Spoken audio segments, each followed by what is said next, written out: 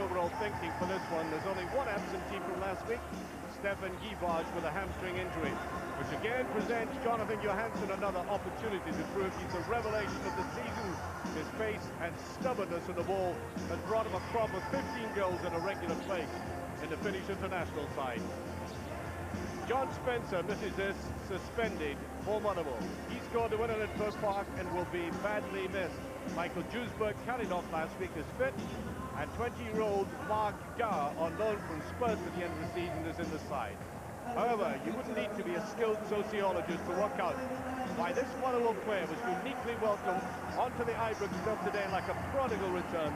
Of course, I'm referring to Andy Gorham, who performed here marvellously for the club, saving Rangers from annihilation many a time, and a test of that perfection will be if he achieves a shutout today. Referee for today's game, Bobby Orr from Kilbarchan. Well, I doubt very much if it would hurt Motherwell all that much if they suffered collectively from amnesia and couldn't recall their past history here. They've only won 3 times out of 24 visits, and indeed have only won 1 away game in the last 12. Facing a side that's bidding for its 9th win in a row.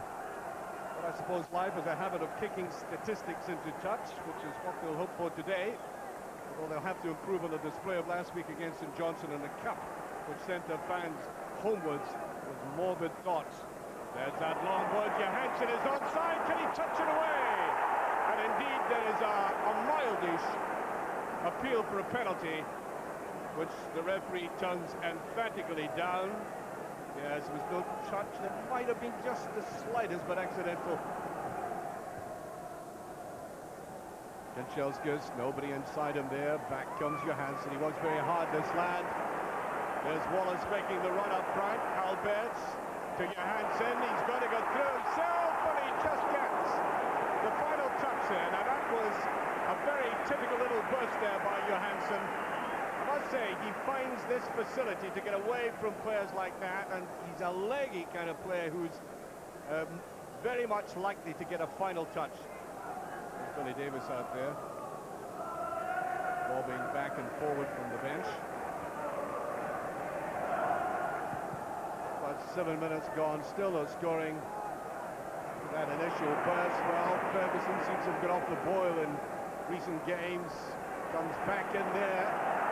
Strikes very hard, and Wallace coming away. Nice support on both sides. Oh, he might have stepped too far. And Broncos does get it down. Alberts. McCann. Neatly judged Johansson. Wallace. Little spin of the ball seemed to deceive him, and Brad Broncos, you could see by the way he inclined his body back the way that inevitably was going to be scooped up the way. As you can see here, Wallace decided that little spin of the ball would take him in that semicircle, and it was inclined a little bit too far back. Well, there's a man who gave his players a right going over this week for the performance against Falkirk, and it does seem to have an effect.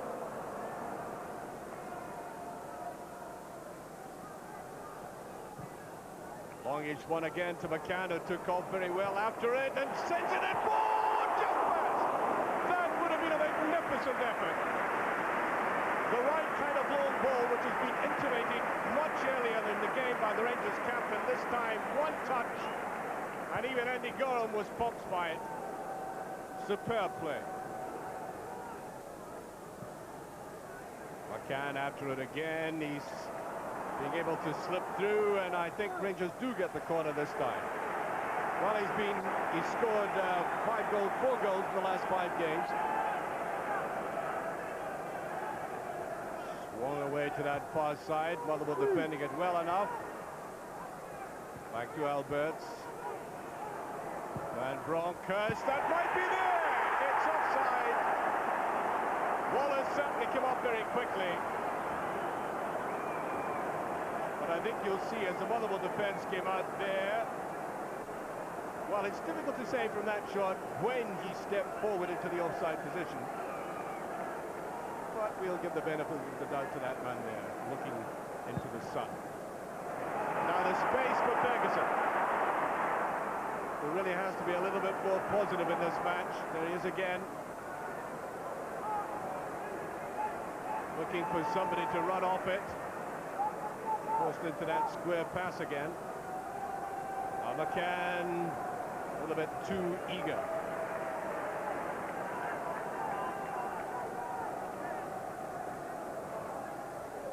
Albert's looking for somebody to come towards him. There's Johansson. Well, that's a beautiful goal! No! Just off the post. It looked to be in the back of the net, and he can't believe it, nor can the vast majority inside the stadium. Talk about having the words sticking out of your mouth here. Look at this. Looked in the back of the net. Andy Gorham, that fraction of a second behind it. A superb strike by the Dutchman. Straight there to Kanchelskis. Can't afford to do that. Cullen bringing it down under control. Right there to Chantil. Anti-time, Rangers not challenging at the moment. Should be cut off by Amoruso, and is. Well, Motherwell are picking up the ball a bit more readily in midfield. McCann is very deep for Rangers. Wisely looks for support with three players in front of him there. Brilliant ball by Van Bronckhorst. Look at that control by the Russian. He tries to go to the outside. I thought he was impeded. There's Waller!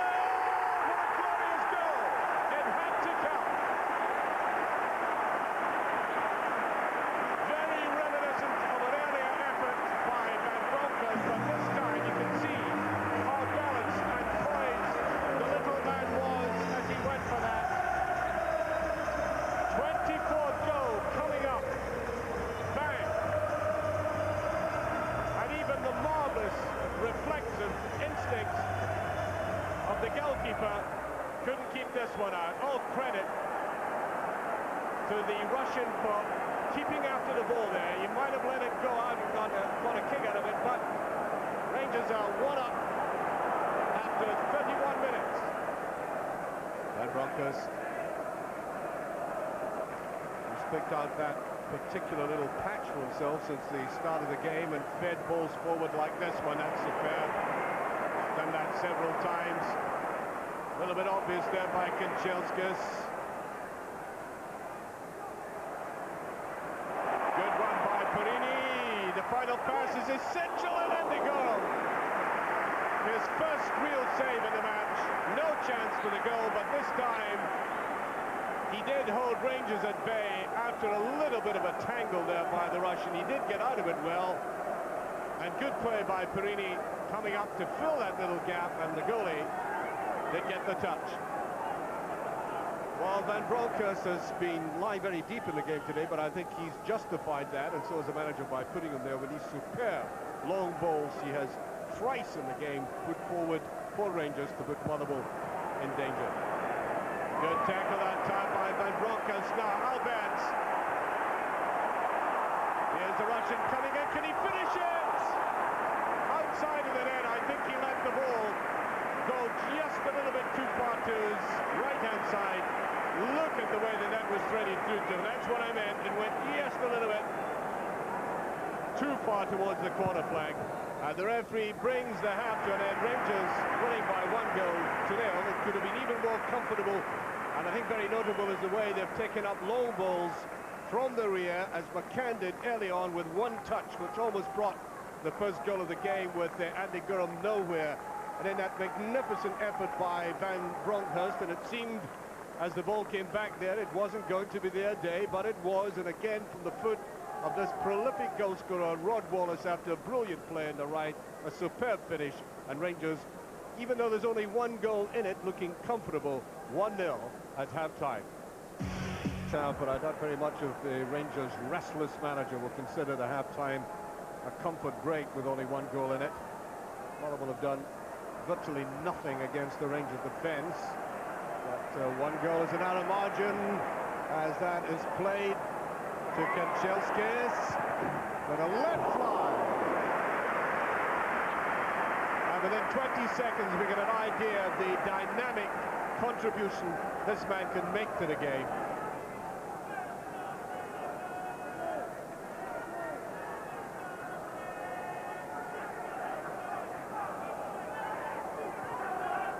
patience is a key of the way that Rangers play the game now, of course. Trying to put a little pressure on him.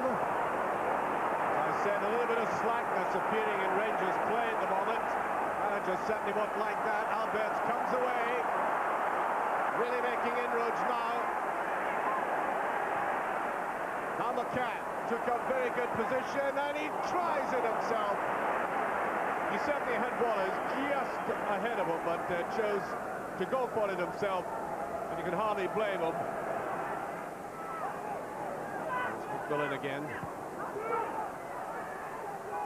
Valakari, good play. McCann having to come back again, picked up by Eddie May. Good support there by McGowan. Better phase for Motherwell.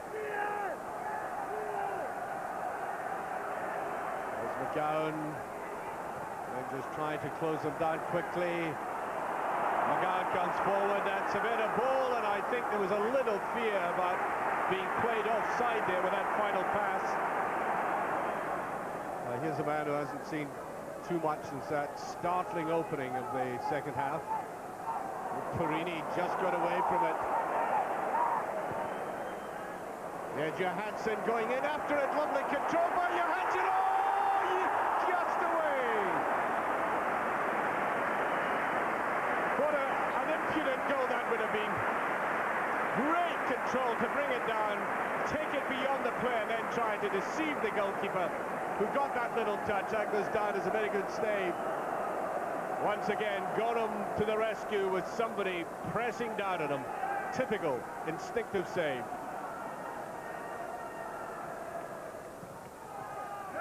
Lot of curling it and just touched over again. Now, he really wasn't tested all that much in the first half, even though he had no chance with the goal. I was seeing a little bit of the old Andy Gorham.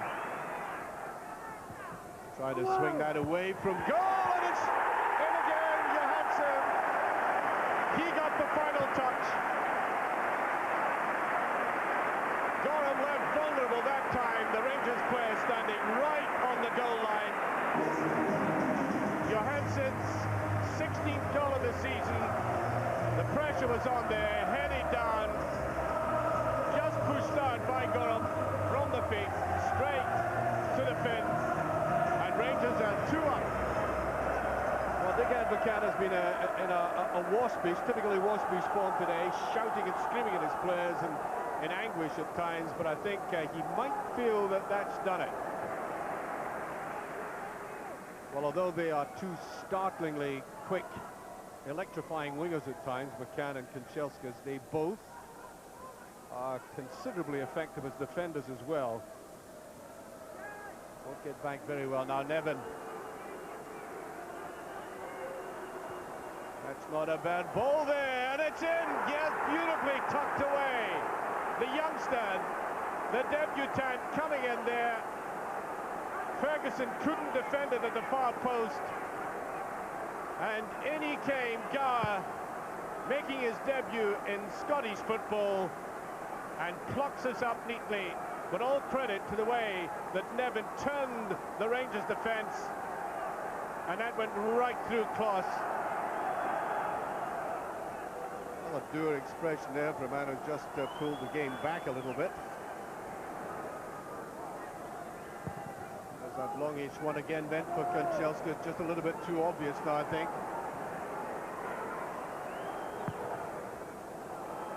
Play that out well and just touched away from Alberts. He gets it again though. Alberts is going. Lovely little ball inside, and that's a great save. His second marvellous save in the game. I think perhaps Rod Wallace was trying to be a little bit too precise, and he paid the penalty against one of the great one-on-one goalkeepers of all time.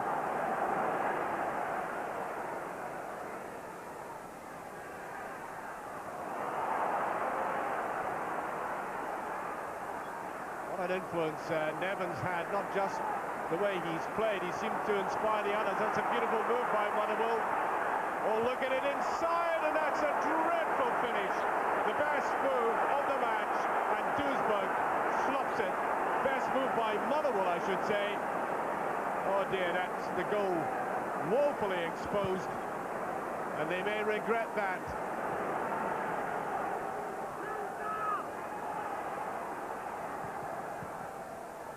Wallace just getting that. Nevin playing the ball about well. Motherwell now got this Rangers defence under pressure. And Klaus looked quite stationary on the line. This is what Falkirk did to Rangers in the Cup. Remember, just at this phase of the game, the Rangers defence had somewhat disappeared. So the midfield. Now Albert's still going. Now McCann. Motherwell have been pushed forward, of course. McCann goes in. Here's Kanchelskis. Tries to cut it back. Good defending, though. Rangers may be thinking of another substitution here. Well, I don't think there's any doubt about it that for the second week in succession, Rangers have significantly sagged midway through the second half. Their midfield outplayed. Palpable weaknesses on the left-hand side of midfield. There's been a play by Vidmar. Slow putting the ball over, and Amato couldn't come up for it. Wallace trying to get down there. Oh, and it's a bad ball by McInnes. Amato. Good play by Amato to Wallace. In it goes there, Charlie Miller trying to finish the game off. A good minute and a half into stoppage time, and this would have stunned Motherwell, who've been certainly in command of the game in the last 15 minutes. And there goes the final whistle too. I have to say, a cheer of relief around Ibrox, in stunning contrast with when Rangers went 2 up and were sailing, and then suddenly came for the second week in succession a dangerous sag in the play. They had gone up in front, of course, from that superb strike by Rod Wallace in the first half, after great efforts earlier on by the Kenneth Broncos. And then when Johansson put the ball over, it looked plain sailing in the second half. But Motherwell plugged in there. They hadn't shown all that much initiative in front of goal, but the youngster Mark Gower, in his debut, crept in there at the end. But again, a significant stride forward to another championship for the